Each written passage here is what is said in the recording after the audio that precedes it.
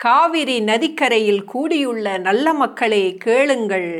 வடக்கே வெகு தொலைவில் தங்க மாளிகையில் வசிக்கும் ஒரு பெருந்தகை கடவுளின் கதையை பாடுகிறேன்.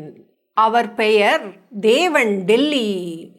தமிழ்நாடு என்னும் பெண் தன் வரிப்பணத்தை வடக்கே அனுப்புவது மருமகள் மாமியார் வீட்டுக்கு இனிப்பு அனுப்புவது போலத்தான்.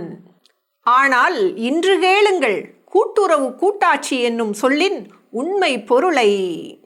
அண்மையில், வெகு அண்மையில், சில பட்ஜெட் கூட்டங்களுக்கு முன்புதான் தமிழ்நாடு ₹1 சம்பாதித்தது. ஒரு முழு நேர்மையான வியர்வை சிந்திய ரூபாய். கிண்டியில் IT என்ஜினியர், நாகப்பட்டினத்து மீனவர், காஞ்சிபுரத்து பட்டு நெசவாளர் அனைவரின் உழைப்பில் இருந்தும் பிழியப்பட்டது. இந்த ரூபாய் வடக்கே பவனியாக புறப்பட்டது. முதல் வகுப்பு பெட்டியில் பாரதியாரின் சுயமரியாதை பாடலை முணுமுணுத்தபடி தங்க மாளிகையை அடைந்தது. தேவன் டெல்லி கருணையுடன் வரவேற்றார். அதை நிறுத்து பார்த்தார், ஆசீர்வதித்தார். தனக்கு 62 பைசாவை வைத்து கொண்டார். தேசிய முன்னுரிமை பாதுகாப்பும் ரயில்வேயும் என்று முணுமுணுத்தார். பிறகு விளைச்சலின் ஒரு பங்கை விவசாயிக்கு திருப்பித் தரும் நிலக்கிழாரின் மாண்புடன் திருப்பி அனுப்பினார். எவ்வளவு தெரியுமா? கேளுங்கள், யூகியுங்கள். அதுவும் இல்லை. மீண்டும் யூகியுங்கள். இன்னும் குறைவு, 29 பைசா. கொடு கொடு என்று கை நீட்டும் சபை. தொகை மட்டும் குறையும், பேச்சு குறையாது.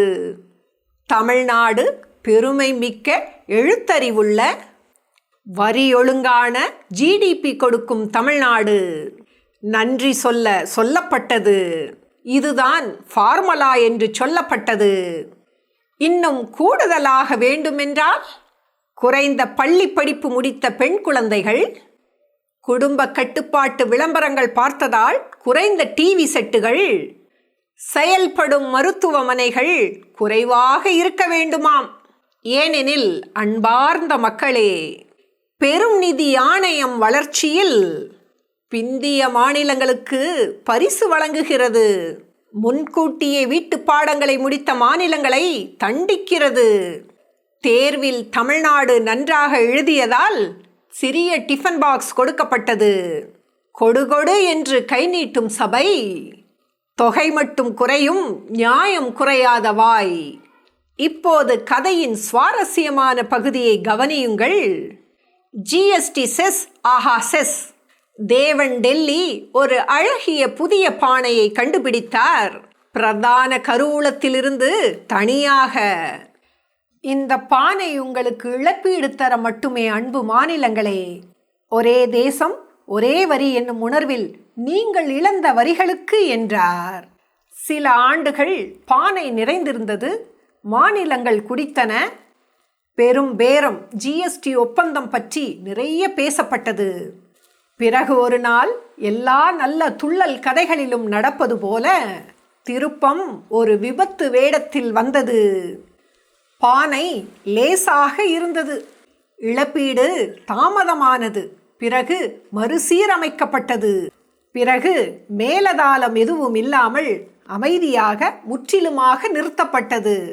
மாநிலங்களுக்கு அது மிகவும் தேவைப்பட்ட தருணத்தில்.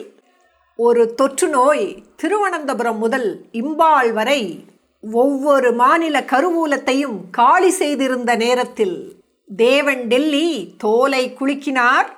தங்க கிரீடத்தை சரி செய்து கொண்டு, நீங்களே கடன் வாங்குங்கள், கடனுக்காக அனுமதியை தரும் பெருமையை கூட உங்களுக்கு வழங்குகிறேன் என்றார். கொடு கொடு என்று கை நீட்டும் சபை. திருப்பி தருவதோ கடனை, நம்ம காசை அல்ல. விளைவு, அதனால் நாகப்பட்டினத்து மீனவர் இன்னும் காத்து கொண்டிருக்கிறார். 4 பட்ஜெட்டுகளுக்கு முன் ஒப்புதல் பெற்ற துறைமுக பழுதுபார்ப்புக்காக காஞ்சிபுரத்து பட்டு நெசவாளரிடம் மதிப்பு கூட்டுங்கள், டிஜிட்டலுக்கு மாறுங்கள் என்கிறார்கள். ஆனால் தறிக்கு நடைமுறை மூலதன கடனே இல்லை. அன்பார்ந்த மக்களே, தன் சொந்த சுகாதார அமைப்பையும் எழுத்தறிவையும் சுயமரியாதையையும் டெல்லி கேட்பதற்கு முன்பே கட்டி எழுப்பிய மாநிலம் தோல்வியால் அல்ல, வெற்றியால். கொஞ்சம் முன்னதாகவே வெற்றி பெற்றுவிட்டதால், வெற்றி என்பது நீங்கள் எவ்வளவு நன்றாக இருக்கிறீர்களோ அவ்வளவு குறைவாக பரிசு கிடைக்கும் ஒரு முறைமையில். கொடு கொடு என்று கை நீட்டும் சபை, வெற்றி பெற்றவனுக்கு பிச்சை பாத்திரம், தோற்றவனுக்கு பரிசு. இது மீசையை முறுக்கும் வில்லன்களை பற்றிய கதை அல்ல, இது ஒரு ஃபார்முலாவை பற்றிய கதை. உலர்ந்த தொழில்நுட்ப நிதி ஆணைய அறிக்கைகளில் அச்சிடப்பட்ட, யாரும் படிக்காத, அமைதியாக யார் சாப்பிடுவார்கள், யார் சமையலறை வாசலில் நின்று வேடிக்கை பார்ப்பார்கள் என்பதை முடிவு செய்யும் ஃபார்முலா. இந்த பதிவு உங்களுக்கு பிடித்திருந்தால் பின்தொடருங்கள், மற்றவர்களுக்கு ஷேர் செய்யுங்கள், உங்கள் கருத்துக்களை கமெண்டில் பதிவிடுங்கள். தாயறிவோடு இணைந்திருங்கள். நன்றி.